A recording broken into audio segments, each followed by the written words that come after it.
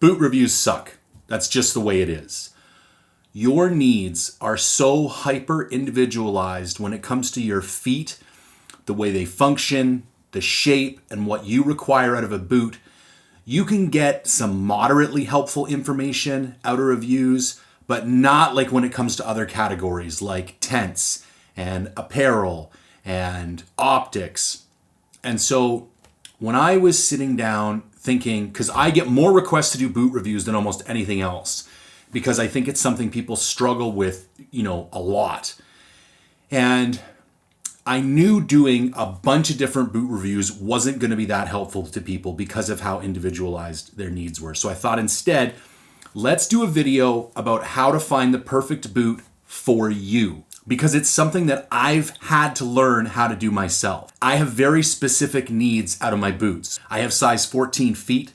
I have Morton's Neuroma in my right foot, and I've had a lot of jobs where I've been on my feet for a lot of hours during the day. So, my feet have taken a beating over the course of the years, which makes finding boots for me particularly challenging.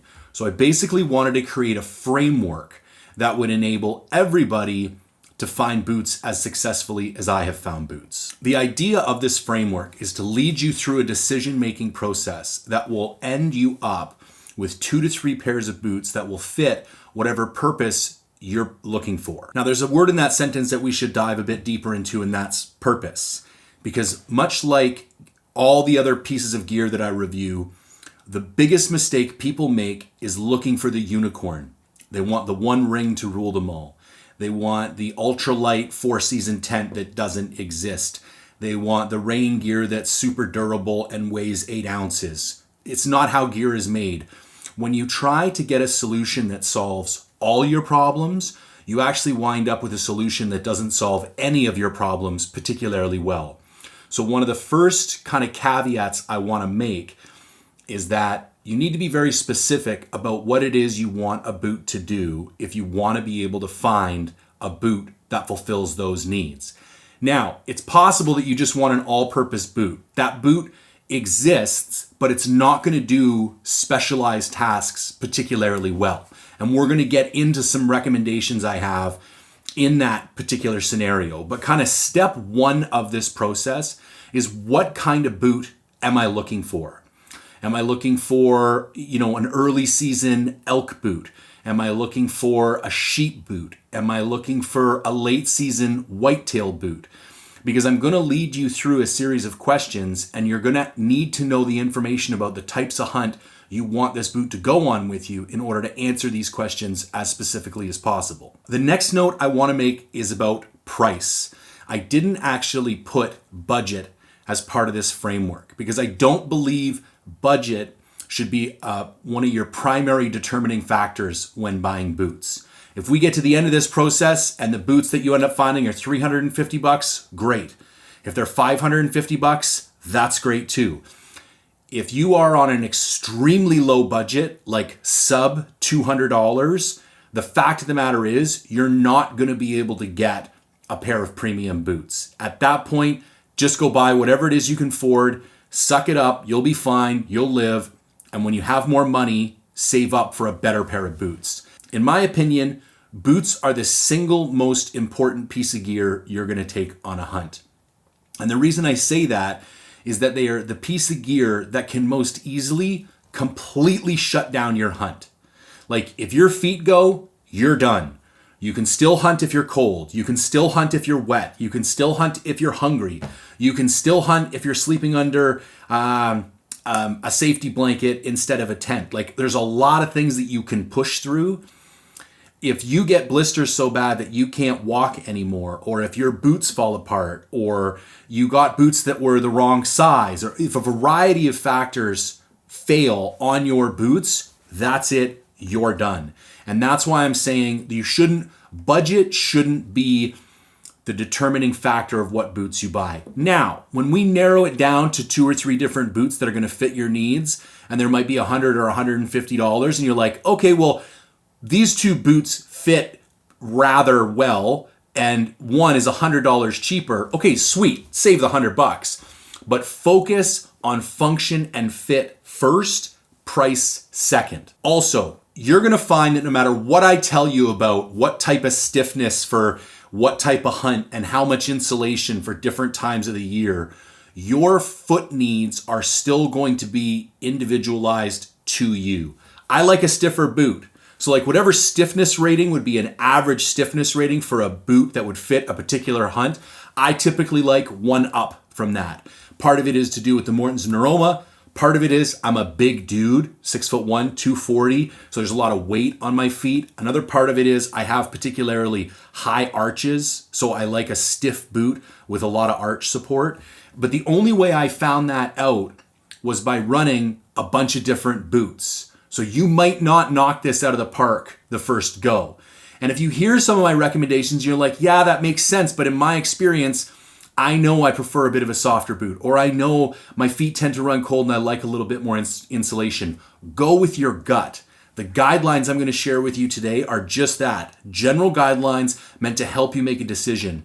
But you should tweak this framework with your own experience. So first up, let's walk through the framework. It's very simple. There is 4 different categories, and I place them in a particular order for a particular reason, because I believe this is the order of priority. This is how I recommend thinking about the different elements of your boot. So first up, we're going to talk about stiffness. I think this is the first decision you need to make when you're deciding what boot it is you want to buy. Now, we're going to use a stiffness scale of 1 to 5. You're going to see a variety of stiffness scales on the internet. Typically, you will see from 1 to 4 or 1 to 5. Some manufacturers use 1 to 3. You can use your own common sense to extrapolate the numbers across different ones. 0 or 1 is not stiff at all, like a Nike sneaker, and 5 is like a mountaineering sheep boot. And then, it graduates in between.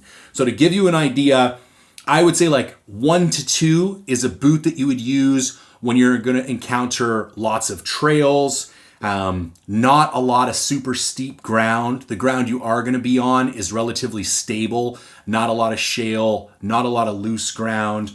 You're going to have relatively light pack weights, like I would say sub 50 pounds. And a lot of the people who are going to use these types of boots are going to be through hikers because they're staying on trails, they're carrying relatively light packs, and they're covering a lot of distance really fast.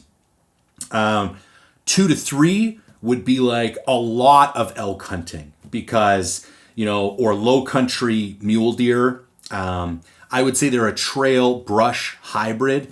They're comfortable in both environments, and this would be designed for more moderately heavy packs. And let me share why I am describing pack weight in relation to boot stiffness. So, and again, this is hyper personalized, so take this all with a grain of salt, because some dudes like hiking with a 120 pound pack in, tennis sneakers. That's fine if that's what you want to do. But typically, the sole of your boot is what is going to provide you stability for your foot. Now, the more weight you put on that sole, the easier it becomes to bend. So if you take a flex rating of 2 and put on a 50 pound pack, that sole is going to operate exactly as it should. Now, if you stick another 70 pounds in there and wear a 120 pound pack, you're going to find the structure of that sole is going to start to decay, and you're not going to get the performance that you're looking for. But a stiffer boot is going to be able to stand up to those heavy pack weights. Now, you are going to give up some comfort. And that's what I mean when I said at the beginning, like there is no perfect boot. And so you're always treading that line between performance and comfort, especially when it comes to stiffness. But typically, the heavier the pack weight, the steeper the ground, the stiffer the boot I would recommend. Okay, a stiffness rating of 3 to 4. Now we're talking a sheep hunt, but maybe a sheep hunt with a big hike in. So you need a hybrid boot that's going to be good, hiking in the foothills, but also in the really steep mountains, a little more shale, maybe high country mule deer where you're covering lots of ground. You're walking, really steep kind of broken ridges, but then you're also spending a lot of time in relatively flat, stable basins. Again, heavy packs. This is more of a mountain hybrid style boot. Now we get all the way up to 4 to 5. This is like a full-blown goat and sheep boot. So steep mountains, lots of shale, very heavy packs, 10 to 12 days worth of food and gear in your pack at a time. This is like the ultimate sheep boot. You're probably getting dropped off. Maybe you're going to be in the mountains the entire time. All of these boots can be worn across a variety of circumstances, but what I've described is kind of what they're meant specifically to be used for in an ideal situation. So think about your hunt, think about what you're doing, and then go to the stiffness rating that's going to suit that hunt the best. Now, if you just want an all-purpose boot, I recommend staying in the middle of the road, in that 2 to 3 range, possibly even up to 4. It depends how you like your stiffness. I'll give you some examples of boots that fit in this category later on. Next up is material. Now, we could have a hugely complex discussion about Gore-Tex versus H-Drive versus E-Vent, different types of sole constructions, foams. There's an endless conversation we could have here about materials. What I really want to cover in this section is leather versus synthetic. Now, obviously there's hybrid options. I tend to just chuck hybrid options into the synthetic category, and you'll see why once I describe the pros and cons of leather versus synthetic. So some of the benefits of leather, they tend to be more waterproof. They're going to mold better to your feet over time. However, they are going to take a little bit longer to dry, and they're probably going to be a little bit heavier. Now, synthetics tend to be lighter, they tend to dry faster, but they don't tend to be as waterproof, and they tend to hold their initial shape. They don't mold to your feet over time. Now, personally, I prefer leather boots, and maybe I'm just old school, but I like breaking in a pair of boots. I like feeling that boot kind of learn my foot and hug it and get to know it and mold to the shape of my foot. I really like applying waterproofing to all my boots. I use Obenelf's heavy duty LP conditioner. After 15 years in the BC forest industry, I've used it on all my cork boots, all my leather uppers. I trust it. It works phenomenally well. I personally think Gore-Tex in boots is shit. As soon as you get Gore-Tex like a little bit dirty, it just doesn't work anymore. And especially with what you're asking from it in a boot, I've just never had any of these like waterproof boots come out of the box and actually be waterproof. The first thing I do is cram a ton of Obenhaus all over the leather of my boots. I'll heat them up, I let it sink in, I do it again. They still breathe. I would rather have a boot that is more waterproof and a little bit less breathable. You can always take your boots off and dry out your feet. It's much more difficult to dry out a boot in the backcountry. Now, some people will make the counter argument about synthetics because they're faster to dry. Just in my experience, I don't like synthetics as much. I think there's a lot of people who know what they're doing who like running synthetics. If you don't have a lot of experience with either, I recommend trying them both. But if you want my opinion, I prefer leather boots to synthetic for vast majority of situations that I run into. Okay, up next, insulation. So this is really how warm do you want this boot? And this is, again, hyper personalized. Some people are going to run hot, some people are going to run cold. I run hot. So I like very little insulation to no insulation in my boots, even on colder hunts. But typically in an early season hunt, you're going to want no insulation. Sometimes you'll see this indicated with like 0G, like it's got 0 grams of insulation. Mid-season, I would say no insulation to light insulation, depending on your particular preferences. And then late season, when there's snow on the ground, light to heavy insulation, depending on the hunt. So when I do my winter goat hunts, I take a fairly lightly insulated boot. It's a La Sportiva Nichol GTX, probably like a couple 100 grams of insulation, nothing crazy. When I do whitetail hunting in November and I'm going to be sitting all day, I use a very heavily insulated boot, extra liner, the whole 9 yards. So it's kind of like once you get to that late season, the factor that's most important is kind of how busy are you going to be. If you're going to be doing a lot of walking, less insulation. Less walking, more insulation. Now, before we dive into the rest of the framework, I want to take a quick note for our sponsors, which are Forged in the Backcountry and Mind for Reviews. Forged in the Backcountry is a lifestyle apparel brand I started for backcountry hunters. I wanted well-fitting, high-quality, stylish clothes that still symbolized how important backcountry hunting was to people like us who are deeply passionate about spending time in the mountains chasing animals. So if you go to forgedinthebackcountry.com, you'll see everything we have available: t-shirts, hoodies, hats, crew necks, all kinds of stuff. If you like what I do and you want to support it, one of the ways you can support me is by buying apparel at forgedinthebackcountry.com. Next, Mindful Reviews. This is the online platform that I built from the ground up, where like-minded, gear passionate individuals can meet, we can talk.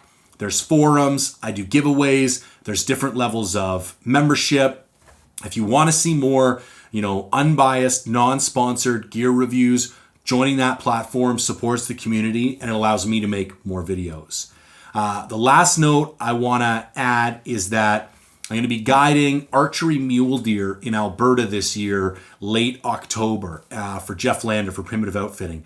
There are still 2 hunts available to get booked for this year. So if you are interested in booking an archery mule deer hunt up in Canada this year in Alberta, give me a shout and I'll see what I can do. Now, the final category I want to talk about is fit. And it's a difficult topic to cover because, like I said, the only real way to figure this out is to put the boots on yourself. However, different manufacturers tend to be known for certain fits. Like if you have a wide foot, there's certain boots that will tend to fit you better. If you have a narrow foot, there's other boots that will tend to fit you better. But I don't like to kind of make too many decisions based on that because I've been proven wrong multiple times. Like, for example, most people would consider Scarpa a wider boot than La Sportiva. But when I went to buy my winter goat hunting boot, which needed to be fully crampon compatible, which really narrowed down the field of the boots that I could look at, I bought and compared both the La Sportiva Nichol GTX and the Scarpa Mont Blanc Pro. These are like very analogous boots. Technically, the Scarpa should have fit my foot better. But when I put my foot in those boots, the La Sportiva to me just had more room in the toe box. But every single review I read said that the toe box was wider in the Scarpa. So I'm going to put fit here because, for example, some boots like Hanwag does a really good job of having wide variants of their boot. Schnees also, when I say that, I mean like double E, like it's actually a wider last. Schnees also tend to have wide variants of their boot. I know I like a wide toe box. So right out of the gate, that's a plus for me because I feel much more confident that those boots are going to fit my feet because they come in a wide variant. However, I'm going to get into it later. I'm actually trying on a couple pairs of Scarpas right now, and those particular Scarpas are not in a wide variant, but they fit my feet incredibly well. So it's not a deal breaker, but I think it is beneficial to just do some Googling about the fit of your boot. Here's another example. So for my upcoming goat hunt, I wanted a non-insulated, extremely stiff boot. I didn't really care if it was leather or synthetic, but I would have preferred leather. So after all my research and being able to find something in my size, I wound up comparing the Scarpa Charmoz and the Scarpa Rebelle. Now, almost all of the people writing of the Rebelle, now they have 2 different lasts, so they're not the last is the element in the bottom of the boot that basically defines the shape of the sole of the boot. And so in lots of companies, they just have one last and they build all their boots off the same last. In other companies like Scarpa, they build different lasts for different boots. In this particular example, the Charmoz and the Rebelle have different lasts. And it's widely regarded that the toe box is significantly wider and has significantly more volume in the Rebelle than the Charmoz. And I bought both, I got them here, I tried it on, and in fact, 100% true. You feel it right away. That toe box just kind of like opens up for you when you get your foot in there. It's a beautiful boot. I'll talk about it more a little bit later. But it was my research looking for how Rebelles fit that really gave me the confidence to buy them and try them on, because I found so many people indicating that the way I like my boots to fit would align with the way they were finding them to fit. Okay, so now what's happened is we've defined the stiffness, the material, and the amount of insulation that we want our boots to have. Now here's the golden nugget. Now we need to buy 2, 3, or 4 pairs of boots. And I know that sounds crazy. They're $500 a piece. By the time you get them shipped to your house, I get it. You're going to put them on a credit card. You're going to order them. You're not going to take them out of your house. As long as you don't get boots dirty, every single boot retailer will give you at least 30 days to play with boots and return them and give you all your money back. So the trick is you're going to use the kind of categories that we just defined to narrow down your selection to 2 or 3 boots that fit what you're looking for. Then I'm going to give you some recommendations for sites that I particularly like. I think one of the best sites on the internet to go buy boots is Go Hunt.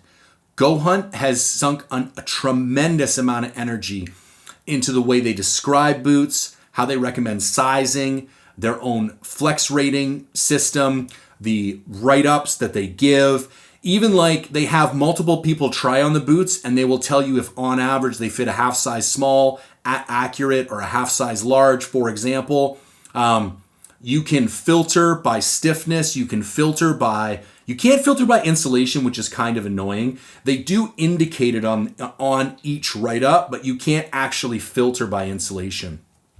You can filter by leather versus synthetic versus hybrid. And so you could literally just plug in those 3 things, like stiffness rating of 3, leather material. You couldn't plug in the insulation, but that would then get you down to like 30 pairs of boots. Then you could start going and looking at boots that look like something you'd be interested in, were appealing to you on an aesthetic, level, and also were in your size. And then you could look and see which one had the level of insulation you want. You could order 3 or 4 pairs of boots. So that's what you're going to do. You're going to order 3 or 4 pairs of boots. They're going to come to your house, and then we're going to go through a series of tests with them.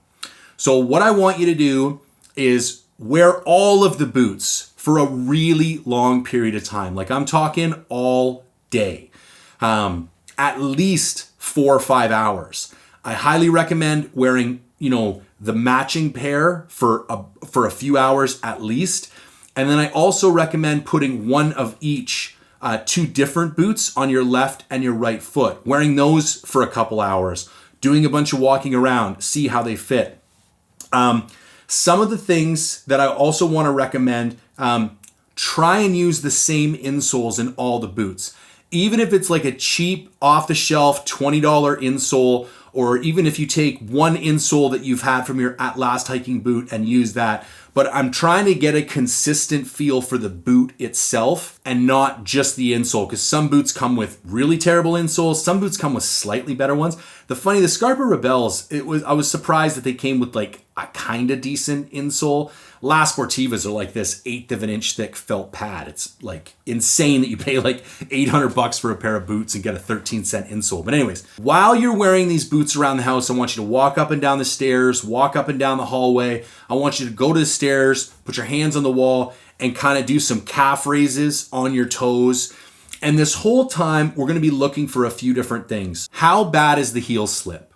Okay, is your heel staying sucked into the heel pocket as you walk? Or when you rock up onto your toes, does your whole ankle kind of drag along the back of the boot? Are you getting numbness anywhere? Like, I like wearing the boots and then just sitting at my office for 2 or 3 hours, working at my computer, because all the blood tends to fall down into your feet swell a little bit. And then if you start to develop little numb portions on the edges of your toes or the bottom of your arch, it's like, okay, this boot is putting undue pressure on a couple areas in my foot. Are there hot spots? Like when you're walking back and forth along the side of your foot, or does the ball of your feet hurt? Is there awkward, tight areas? So what I notice sometimes is when I tighten up the laces in some boots, I get this like perfect cohesion, like the whole boot just seems to suck down on my foot equilaterally. Like I get an equal amount of pressure everywhere, and my foot feels great in the boot. Other times I'll get this like band of pressure across the top of my forefoot, and then I'll feel loose areas in the rest of the boot. Like your foot is 3-dimensional. it's not just about having the right two-dimensional shape to fit your foot in there, but does it have the right volume? Because it can be too much, it can be too little. Like, does the rest of that 3D shape conform to your foot? Also, how do your insoles fit? Is there a lot of room? Is there not enough room? Are you having to shave them down? Is the arch really clunky? Does the heel stay down in the heel pocket? Like, these are the things we want to pay attention to. So, like I mentioned, I just bought the Scarpa Charmoz and the Scarpa Rebelle HT. I had them here for multiple days. I did just that. I walked around the house in them. I wore them as a pair for multiple hours. I switched them up and I put them on left and right feet and then right and left feet. Wore that for a couple hours. And it was close. I'm going to be honest. I think I could go to the bush with either of those boots and I would be a happy camper. But the Rebelles just beat out the Charmoz ever so slightly. I would say there was marginally less heel slip. There was a moderately larger toe box. So between less heel slip and a bigger toe box, and we're talking like 2 to 3% less heel slip and 2 to 3% more toe box. So it's like not deal breaker numbers, but like it was a big enough impact that it was worth paying attention to. So I'm going to stick with the Rebelles. I'm going to send the Charmoz back. So I mean, that's the heart of this. You use the framework, you narrow it down to 2 to 3 boots, you buy the boots, you test the boots in your house. Now listen, it's not 100% perfect. There's still the possibility that you're going to get these out in the field and they don't fit. After that, I would recommend going on like a groomed trail hike with them. As long as you don't beat them up too bad, if you find out without a shadow of a doubt after that first day that these boots are not for you, most boot places will still take your boots back. Not all of them, but as long as you've kept them relatively clean, you can probably still do a hike in them. I just recommend the in-house testing because then you're 100% convinced that you're going to be able to get your money back. So, something else I wanted to do is recommend some like examples in different categories. So let's say we were looking for a moderately stiff, like a rating of 3, leather with no insulation. Some good examples would be Schnee's Beartooths, the Zamberlan 1104s, or the Crispy Brickstall non-insulateds. Now let's say we wanted to do moderately stiff synthetic material with no insulation. Now I'm looking at something like the Hanwag Makra Trek GTX, the Zamberlan 226s, or the Salewa Orals Edge Mid GTX. Let's say, for example, I wanted a very stiff leather insulated boot. Now we're looking at something like the La Sportiva Nepal GTX or the Scarpa Mont Blanc Pro. Or let's say you wanted a very stiff leather non-insulated. Now we're looking at something like the Scarpa Rebelle HD or the Schnee's Granite 0G. Some other places to buy boots, I meant to mention this earlier, that I found very good. One Shot Gear, Black Ovis, Schnee's, Backcountry.com. Don't forget to check mountaineering sites. Like when we buy hunting equipment, we tend to stick to hunting stores. That's where you're going to see things like your Kenetreks, your Crispies, your Schnees. These are, hiking boots aimed at hunters. But people have been spending an exorbitant amount of money on hiking boots long before people were ever developing hunting-centric boots. And if you go with the classic manufacturers, Scarpas, La Sportivas, Zamberlans, Lauas, there are a lot of fantastic options. Yes, they weren't made for hunting, but they were made for mountaineering, and that's essentially what we're trying to do. And they tend to be at more mountaineering-centric online retailers like Backcountry.com, and there's a bunch of other of them like that. One of the complications you're going to find is finding the right boot in the right size. Like I mentioned, I'm a size 14, so it's very difficult for me to find boots that fit. But one of the reasons I recommend trying to find 2 to 3 pairs that fit what you're looking for is that it's probably unlikely to find 5 to 6 pairs that fit what you're looking for and are in stock at any given time. So keep your horizons wide, look at lots of options. By the time you actually try to find something that fits your categories, is in your size, and is in stock, you're probably going to get narrowed down to 2 to 3 choices no matter what you do. So the last section of this video is a bit of a Q&A. I threw this up on Mindful Reviews and said, let me know what questions you guys have about footwear that I can answer in the video, because I'm sure other people have similar questions. So first up, how much heel lift is normal in an extremely stiff boot? I would say about 1/2 inch. And I would say more important than an actual number is the way that it feels. Like if you can feel your heel slide up a little bit in the heel pocket, but then stop and be maintained within the heel pocket, but your ankle still keeps rolling forward, that's great. What you don't want to feel like is if you keep leaning forward, can you just keep dragging your heel further and further up the back of the heel pocket, kind of out of the heel pocket and up the back of the boot? You want to feel like your heel is snug. I think it's good and it's expected to have, a 1/4 inch to 1/2 inch of movement, but you don't want to feel like your foot is literally like sliding up and down the back of your boot the whole time. You want it sucked in and held in the heel pocket of the boot. How do you know if the boot will save your ankle if you take a good twist?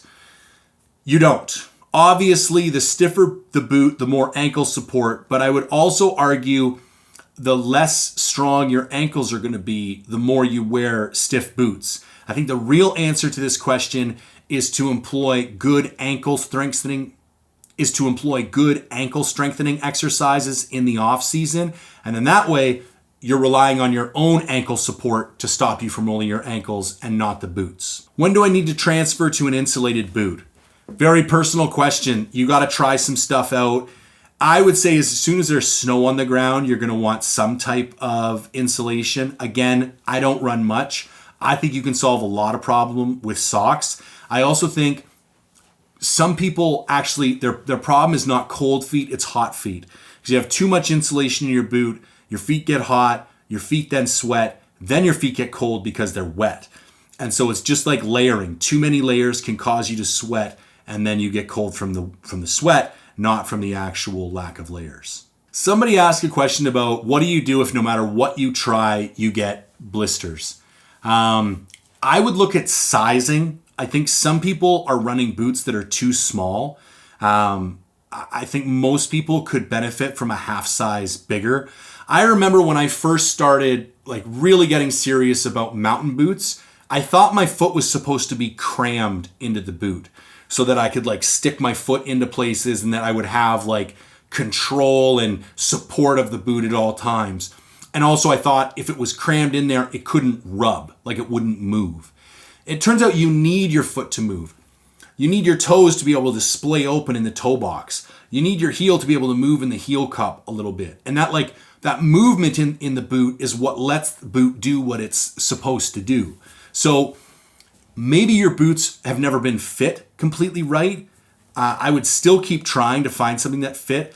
And the final recommendation I would give is a liner sock. A lot of people I know who've had long-term blister issues run a thin liner sock inside of their other sock, and then that transfers the friction between the two socks instead of the sock and your flesh. There's a couple questions about break-in and how will you know when they're right for your feet.